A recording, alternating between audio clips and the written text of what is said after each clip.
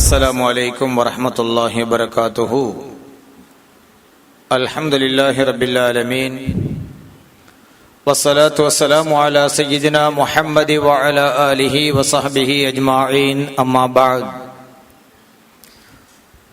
رضيت بالله ربا وبالإسلام دينا وبسيدنا محمد صلى الله عليه وسلم نبيا ورسولا وببيعتنا بيعة نعوذ بالله من غضب الله وغضب رسوله.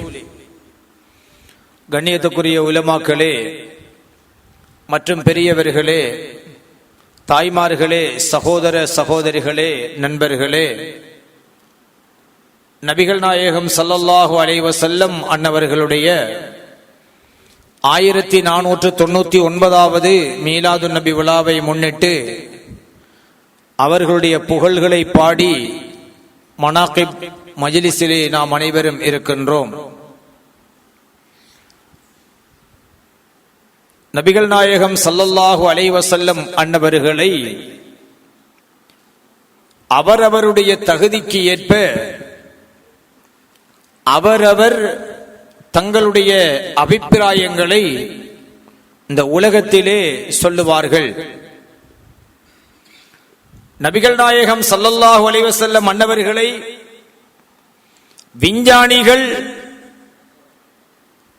ஆராய்கின்ற பொழுது நபிகள் நாயகம் ஸல்லல்லாஹு அலைஹி வஸல்லம் அன்னவர்களை ஒரு எதிர்வு கூறல் விஞ்ஞானியாக சிலாகிப்பார்கள். ஏனென்றால் இன்று விஞ்ஞானம் நவீனமாக எவைகளை கண்டுபிடிக்கிறதோ அவைகளெல்லாம் நபிகள் நாயகம் ஸல்லல்லாஹு அலைஹி வஸல்லம் அன்னவர்களால் முன்னறிவித்தல் செய்யப்பட்டிருக்கின்ற விடயங்கள். இதை எப்படி 1400 வருடங்களுக்கு முன்னால் விஞ்ஞானம் வளர்ச்சி இல்லாத தொடக்கமில்லாத காலத்தில் சொல்ல முடியும் என்று விஞ்ஞானிகள் ஆராய்ச்சி பண்ணுகிறார்கள். ஸல்லல்லாஹு அலைஹி வஸல்லம் அன்னவர்கள் மறுமை நாள் நெருங்குகின்ற பொழுது சூரியனும் பூமியும் எதிர் திசையிலே சுத்தும் என்ற செய்தியை சூசகமாக சுருக்கமாக சொன்னார்கள்.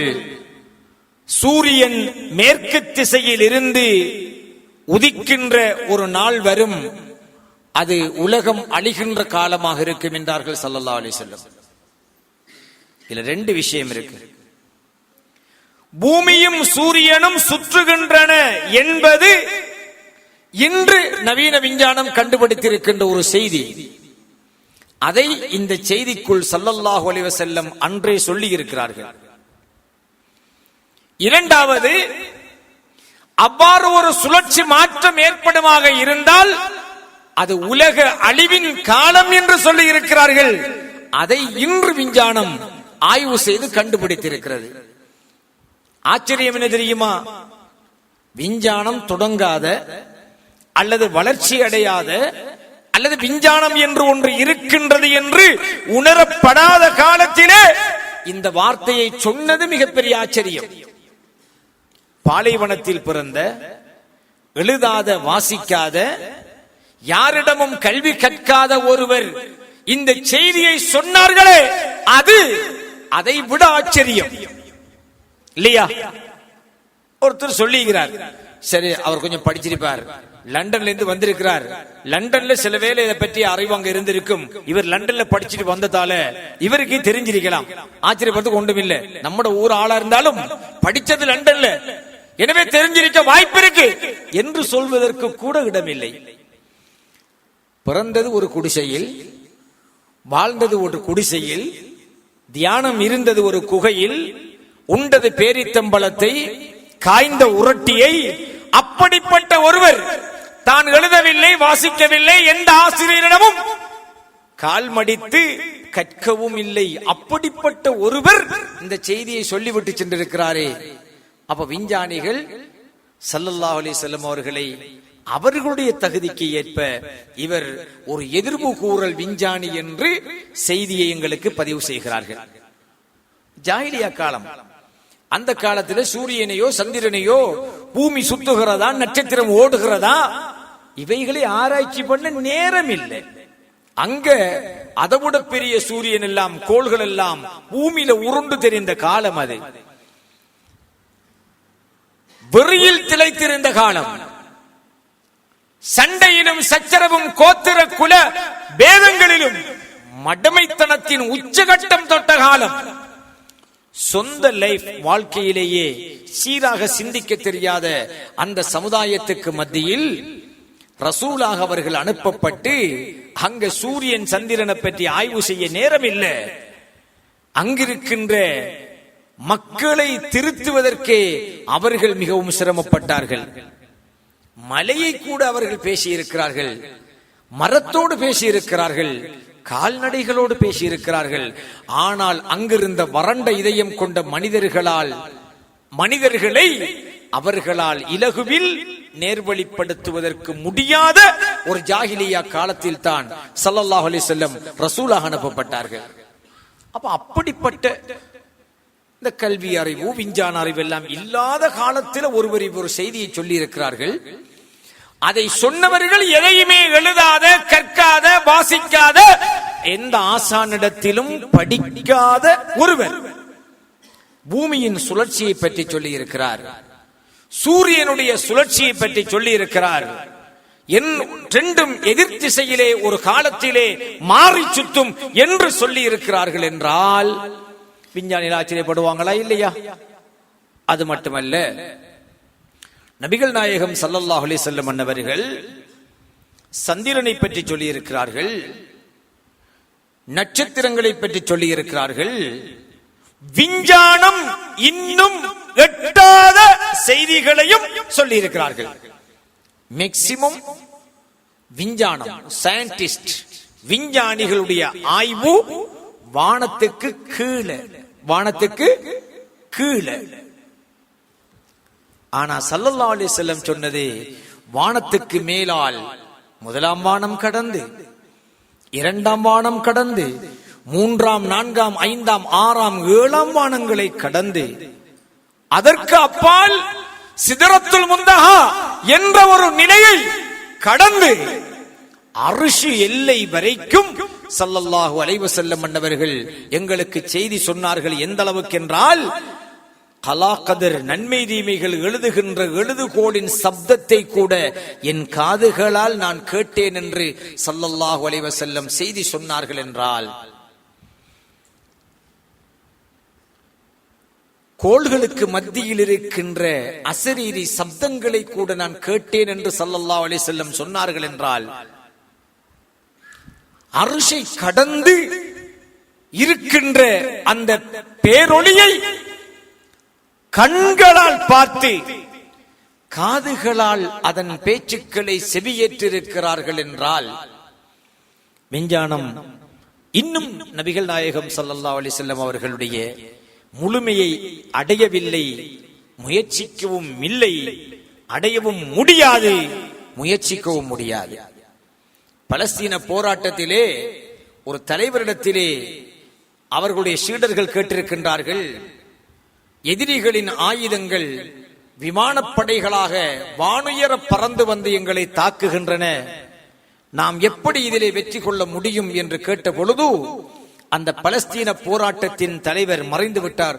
அவர் சொல்லி இருக்கிறார், எதிரிகளின் விமானங்கள் வானத்துக்கு மேலால் பறக்கின்றனவா, வானத்துக்கு கீழால் பறக்கின்றனவா என்று கேட்டிருக்கிறார். அதற்கு அந்த சீடர்கள் சொல்லி இருக்கிறார்கள், வானத்துக்கு கீழால். வானத்துக்கு மேலால் பறக்கின்ற பிரார்த்தனை என்கின்ற மிக பெரும் ஆயுதத்தை அல்லாஹ் நமக்கு தந்திருக்க, வானத்துக்கு கீழாலே பறக்கின்ற விமானத்திற்கு நாம் ஏன் பயப்பட வேண்டும் என்று கேட்டிருக்கிறார் அந்த தலைவர். அதுதான் இஸ்லாத்தினுடைய அந்த உணர்வு, எண்ணங்கள், சிந்தனைகள் இவ்வாறுதான். விஞ்ஞானம் வானத்துக்கு கீழே இருக்கிறது. அதுவும் வானம் என்றால் என்னவென்று விஞ்ஞானம் இன்னும் சொல்லவில்லை.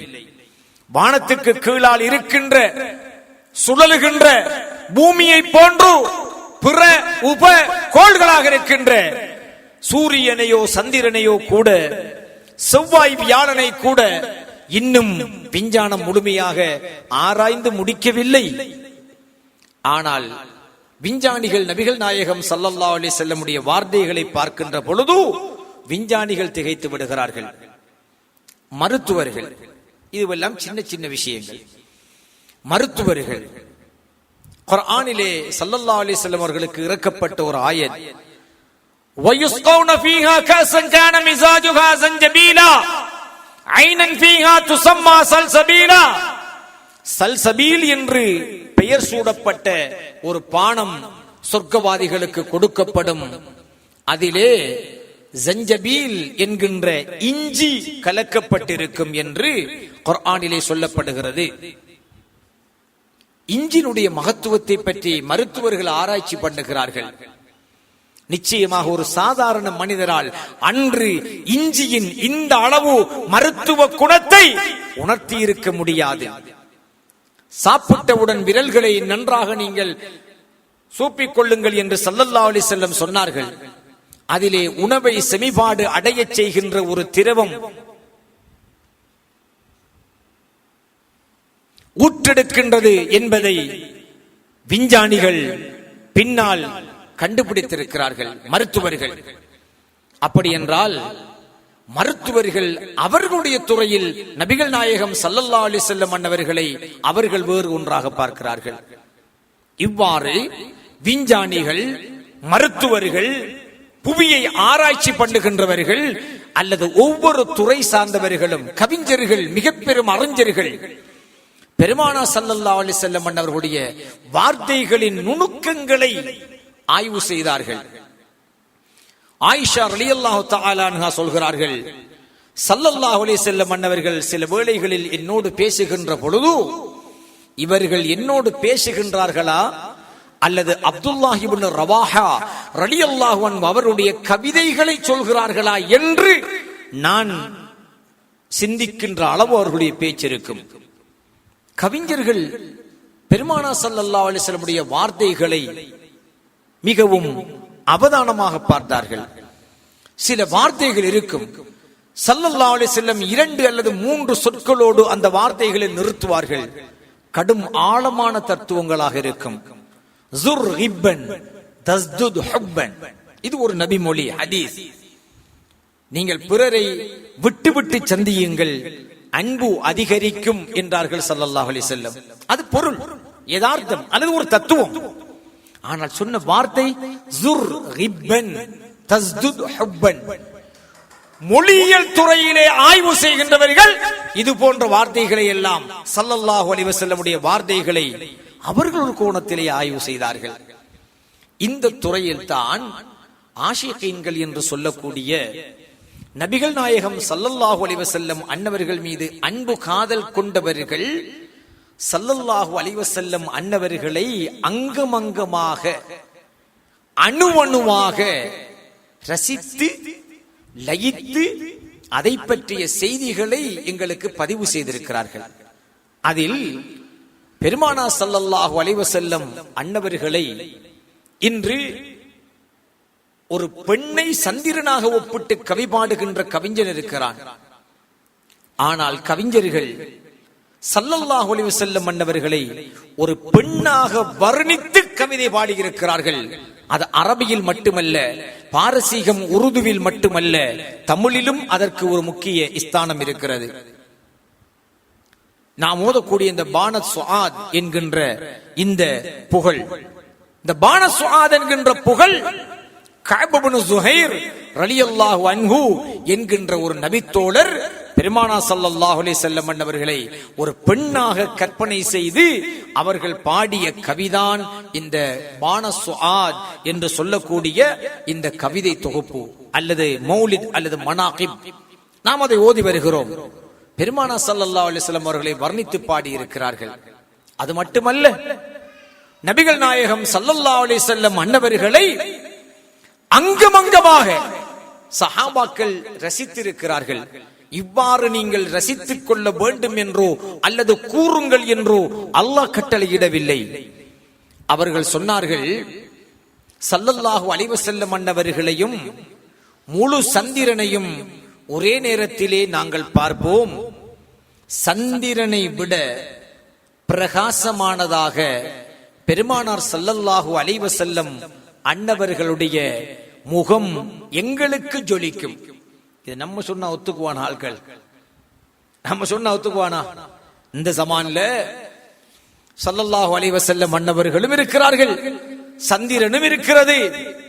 சந்திரனை விட ஸல்லல்லாஹு அலைஹி வஸல்லம் அன்னவர்களுடைய முகத்தை மிகவும் லைட்டு, அழகானது, பிரகாசமானது என்று சொன்னால் மனிதன் ஒத்துக்கொள்ளுவானா? ஈமான் உள்ளவன் மட்டும் ஒத்துக்கொள்ளுவான். இதல்ல, இதற்கு மேல. ஆனால் இஸ்லாம் மதீனாவுக்குள் பிரவேசிக்கின்ற பொழுது ஸல்லல்லாஹு அலைஹி வஸல்லம் அன்னவர்கள் மதீனாவுக்கு நுழைகின்ற பொழுது மதீனத்தில் இருந்த சஹாபிகள் தம்முடைய பிள்ளைகளை விட்டு என்ன பாடினார்கள் தெரியுமா? தலஅல் பத்ரு அலைனா, எங்கள் மீது இதோ சந்திரன் உதயமாகிவிட்டது என்று பாடினார்கள். அது அவர்களுடைய ரசனை. ஒரு விஞ்ஞானி எவ்வாறு ஸல்லல்லாஹு அலைஹி வஸல்லம் வார்த்தைகளை, சொற்களை புரிகிறானோ, ஒரு மருத்துவன், ஒரு ஆராய்ச்சியாளன், ஒரு மொழியியல் விற்பனன் எவ்வாறு ஸல்லல்லாஹு அலைஹி வஸல்லம் கருத்துக்களை அல்லது மொழியை எவ்வாறு அவன் ரசிக்கின்றானோ, அதுபோல பெருமானார் ஸல்லல்லாஹு அலைஹி வஸல்லம் அன்னவர்களுடைய அங்கங்கள் அங்கமங்கமாக, அணுவணுவாக வர்ணித்தவர்கள் யார்? சஹாபாக்கள். ஆயிஷா ரலியல்லாஹு தஆலா அன்ஹா சொல்கிறார்கள், ஒரு நாள் சட்டை தைக்கின்ற என்னுடைய ஊசி கீழே விழுந்து விட்டது, இரவு இருளாக இருந்தது. அதை எடுப்பதற்கு நான் எத்தனித்த பொழுது ஸல்லல்லாஹு அலைஹி வஸல்லம் என் வீட்டுக்கு பிரவேசித்தார்கள். அவர்களில் நின்று பிரகாசித்த ஒளியின் வெளிச்சத்தில் அந்த ஊசியை நான் கண்டெடுத்தேன் என்கிறார்கள் ஆயிஷா ரலியல்லாஹு தஆலா அன்ஹா. வரலாற்று ஆசிரியர்கள் எழுதுவார்கள், சிவப்பு ரோஜாவை பார்த்தால் அதைவிட அழகானதாக ஸல்லல்லாஹு அலைஹி வஸல்லம் அன்னவர்களுடைய உதடுகள் மிக அழகாக இருக்கும். ஸல்லல்லாஹு அலைஹி வஸல்லம் அன்னவருடைய கண்கள் வெள்ளையாகவே இருக்கும், கருப்பாகவே இருக்கும். அந்த வெள்ளை மொழியில் சிவப்பு நிற கோடுகள் இருக்கும். அது பார்ப்பதற்கே ரொம்ப அழகாக இருக்கும். சஹாபாக்கள் வர்ணிக்கிறார்கள், அங்கம் அங்கமாக வர்ணிக்கிறார்கள். அந்த சஹாபாக்கள் அந்த ரசனையில் ஆஷிகீன்கள், இந்த உலகத்திலே ஸல்லல்லாஹு அலைஹி வஸல்லம் அன்னவர்கள் மீது அன்பு கொண்டவர்கள் எந்த அழகை பார்த்தாலும் அது கண்மணி நாயகம் முஹம்மது முஸ்தபா ஸல்லல்லாஹு அலைஹி வஸல்லம் அன்னவர்களுடைய அழகை அவர்களின் கண்களுக்கும் உள்ளங்களுக்கும் பிரதிபலிக்கின்றவைகளாக கண்டார்கள். அதனால் சஹாபாக்களுக்கு பின்னால் இந்த மன உணர்விலே இருந்த நல்ல பெரியார்கள் பெருமானார் ஸல்லல்லாஹு அலைஹி வஸல்லம் அன்னவர்களை பற்றி எத்தனையோ புகழ் காவியங்களை பாடியிருக்கிறார்கள். அவைகளை மௌலிதுகள் அல்லது மனாகிபுகள் என்று நாம் வரலாறுகளிலே பதியப்பட்டிருப்பதை பார்க்கிறோம். அதில் இருக்கின்ற கருத்துக்கள் குர்ஆனில் இருக்கின்றவை மட்டுமல்ல, ஹதீஸில் இருக்கின்றவை மட்டுமல்ல, அந்த இரண்டுக்கும் அப்பால் பெருமானார் ஸல்லல்லாஹு அலைஹி வஸல்லம் அன்னவர்கள் மீது அவர்கள் அன்பு கொண்டதன் வெளிப்பாடாக அவர்கள் உணர்ந்தவைகளையும் அவர்கள் வார்த்தைகளாக வடித்தார்கள். ஆனால் அதனுடைய அடிப்படை குர்ஆனிலும் ஹதீஸிலும் இல்லாமல் இருக்காது. இல்லாமல் இருக்குமா? இருக்காது. அறிஞர்கள் ஸல்லல்லாஹு அலைஹி வஸல்லம் அன்னவர்களே அந்த ஷம்சுன் அந்த பதுரும், நாயகமே யா ரசூலல்லாஹ் நீங்களே ஷம்ஸ் சூரியன், சந்திரன், அந்த நூறுன் பௌக நூர் ஒளிக்கு மேலால் பேரொளி என்றெல்லாம் வர்ணித்தார்கள்.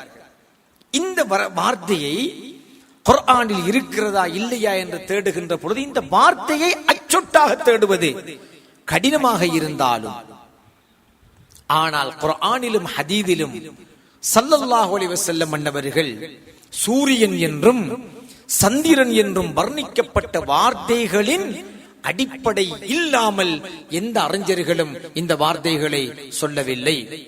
அல்லாஹு தஆலா குர்ஆனிலே சொல்லுகின்றான், சிராஜன் முனீரா, நாயகமே யா ரசூலல்லாஹ், உங்களை சூரியனாக சந்திரனாக அனுப்பியிருக்கிறோம். சிராஜன் ஒளிவிளக்கு, அது சூரியனை குறிக்கும். முனீரன் பிரகாசமுடையது, அது சந்திரனை குறிக்கும் என்று இந்த ஆயத்துக்கு தஃப்சீருடைய உலமாக்கள் அறிஞர்கள் விளக்கம் சொல்கிறார்கள். அப்ப அல்லாஹு தஆலா, நாயகமே யா ரசூலல்லாஹ், உங்களை சூரியனாக சந்திரனாக அனுப்பி இருக்கிறோம் நாயகமே என்று அல்லாஹ் சொன்ன வார்த்தை அந்த ஷம்சுன் அந்த பத்ருன், நாயகமே யா ரசூலல்லாஹ், நீங்கள் சூரியன், நீங்கள் சந்திரன் என்று மௌலிதுகளிலே பாடப்படுகிறது. இப்படி பெருமானா ஸல்லல்லாஹு அலைஹி வஸல்லம் மன்னவர்களை ரசித்தவர்கள், அன்பு கொண்டவர்கள், காதலித்தவர்கள் நபிகள் நாயகம் ஸல்லல்லாஹு அலைஹி வஸல்லம் மன்னவர்கள் மீது அவர்களின் அன்பை வெளிப்படுத்தி இருக்கிறார்கள், கவிகளாய் படித்திருக்கிறார்கள். அவைகளை நாமும் அதே அன்போடு, எனக்கு கவிதை எழுத தெரியா, ஆனா அந்த கண்ணால கண்டு ரசித்தவர்கள் அல்லது கனவில் கண்டு ரசித்தவர்கள் அல்லது உணர்ந்து ரசித்தவர்கள் எழுதிய வரிகள் என் உள்ளத்தை தொடுகின்றன. நான் எதை நினைக்கிறேனோ அதை ஒரு அறிஞர் கவிதையாக எழுதி வைத்திருக்கின்றார் என்றால் என்னுடைய வார்த்தையை விட அந்த கவிஞருடைய வார்த்தை மிக பெருமதியானது இல்லையா? நாம யாராவது ஒருத்தருக்கு ஒரு அட்வைஸ் சொல்ல முற்படுவோம், ஒரு செய்தியை சொல்ல முற்படுவோம், ஒரு செய்தியை சொல்றதுக்கு முற்படுவோம்.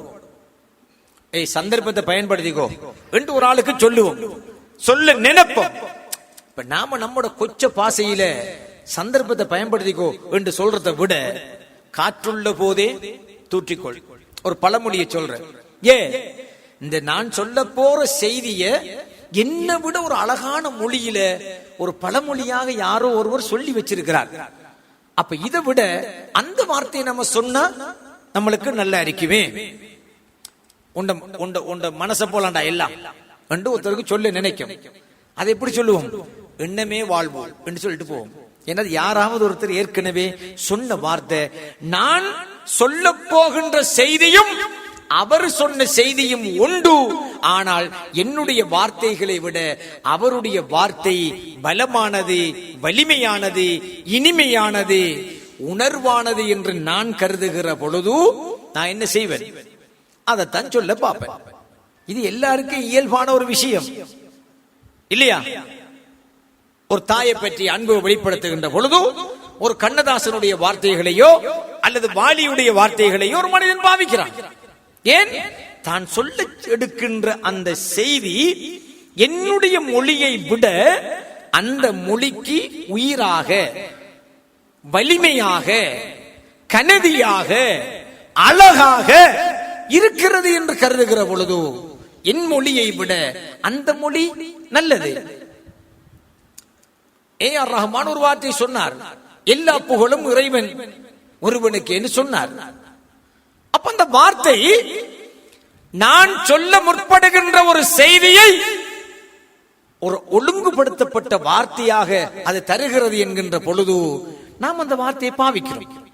அப்ப இஸ்லாத்தில் நாங்கள் மௌலிதுகள் அல்லது மனாக்கிபுகள் என்று பிறருடைய தொகுப்புகளை நாங்கள் ஏன் பாடுகிறோம் என்று கேட்டால், நாம உள்ளத்தால் நினைத்துவிட்டு மட்டும் பாடுகிறோம். அவர்கள் எப்படி பாடினார்கள் தெரியுமா? ஸல்லல்லாஹு அலைஹி வஸல்லம் மன்னவர்களை கண்ணாலே கண்டு நேரடியாக அதை பார்த்து பாடினார்கள் சஹாபாக்கள், இமாம்கள். அதை பாடி ஸல்லல்லாஹு அலைஹி வஸல்லம் அவர்களை கனவிலே கண்டார்கள். இமாம் பூசீரி ரஹ்மஹுல்லாஹ் கஸீதத்துல் புர்தாவை அப்படித்தான் பாடினார்கள். சுப்ஹான மௌலித் ஸல்லல்லாஹு அலைஹி வஸல்லம் உடைய அந்த மஸ்ஜிதுன் நபவி பள்ளிவாசலில் அறிஞர்களால் பாடப்பட்டது என்பதை அந்த மௌலிதை பார்க்கின்ற பொழுதே நமக்கு தெரியும், லாகத் பியல் அஸ்பாப், சில காரணங்கள் எனக்கு நெருக்கடியாகிவிட்டன.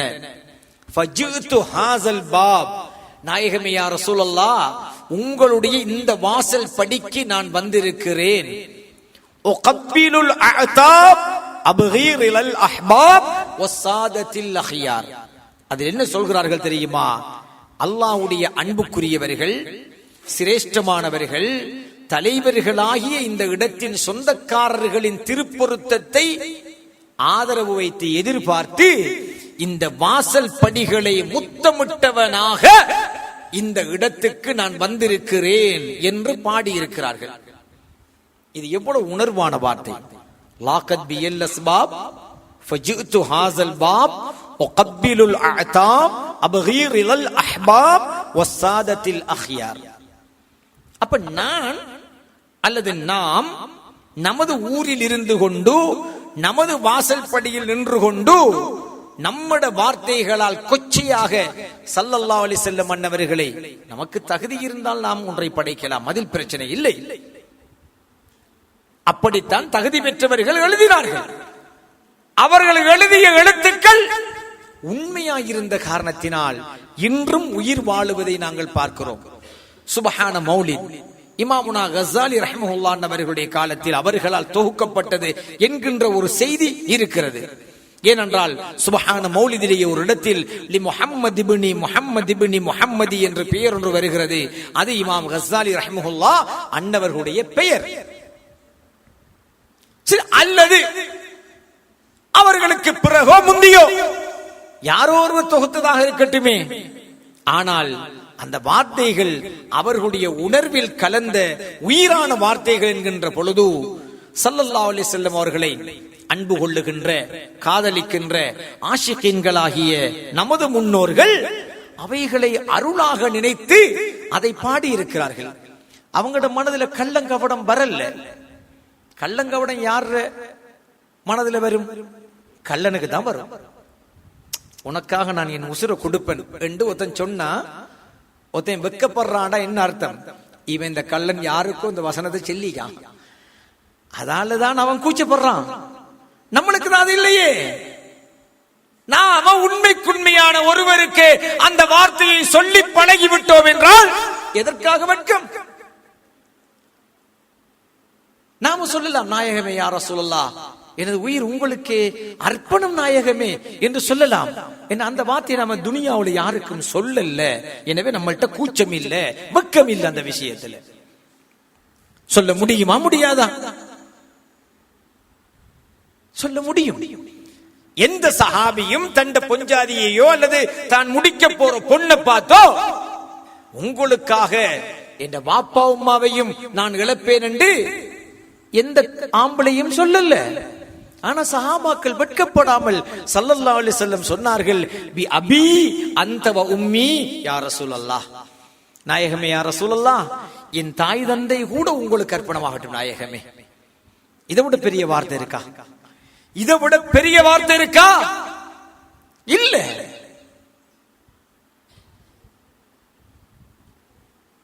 அப்ப அன்பை பற்றி, காதலை பற்றி ஒருவன் வாய் திறந்து பேச கூச்சப்படுகிறான் என்றால் என்ன அர்த்தம் தெரியுமா? அவன் தகுதியற்ற ஒன்றின் மீது அன்பும் காதலும் கொண்டிருக்கிறான். அதனால் தகுதியான ஒன்றுக்கு அந்த வார்த்தையை பயன்படுத்துவதிலே அவனுக்கு பிரச்சனை ஏற்படுகிறது. மௌலிதிலே சொல்லப்படுகின்ற மனாக்கிபுகளிலே சொல்லப்படுகின்ற வார்த்தைகள் ஒருவனுக்கு எடுத்ததற்கெல்லாம் பிழையாக தெரிகிறது என்றால் அவனுடைய சிந்தனையில் கோளாறு இருக்கிறது. அவன் எங்கேயோ ஒன்றுல பயந்திருக்கான். அந்த வைத்தியத்தை அவனுக்கு பயத்தை போக்குற வைத்தியம் தான் பார்க்கணுமே தவிர இதை மாற்ற வேண்டிய அவசியம் இல்லை.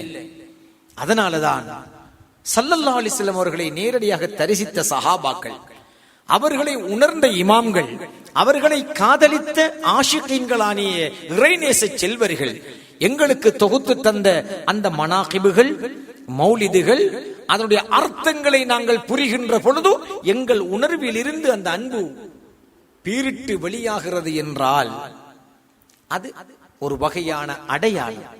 இருந்தாலும் அப்படிப்பட்ட உள்ளத்தை கொண்ட நாம் ஸல்லல்லாஹு அலைஹி வஸல்லம் அவர்களுடைய வழிமுறைகளை பேணி வாழ்வதிலே தவறு செய்யாமல் இருக்க வேண்டும் என்பதை இந்த இடத்திலே உங்களுக்கு ஆழப்பதித்து இன்ஷா அல்லாஹ் தொடரான மற்ற பயான்களிலே ஏனைய விடயங்களை பேசிக்கொள்ள முடியும். எல்லாம் வல்ல அல்லாஹ் சுப்ஹானஹு வ தஆலா ஸல்லல்லாஹு அலைஹி வஸல்லம் அன்னவர்களை கனவிலும் நனவிலும் உணர்ந்து ரசித்து அவர்களை கண்டு லயித்து அவர்களின் திருமுகத்தை பார்த்தவாறே எங்கள் ரூஹுகள் பிரிகின்ற பாக்கியத்தை நம் அனைவருக்கும் தந்தருள் புரிவானாக. ஆமீன் யா ரப்பல் ஆலமீன். வல்ஹம்துலில்லாஹி ரப்பில் ஆலமீன். வஸ்ஸலாமு அலைக்கும் வரஹ்மத்துல்லாஹி வபரகாத்துஹு.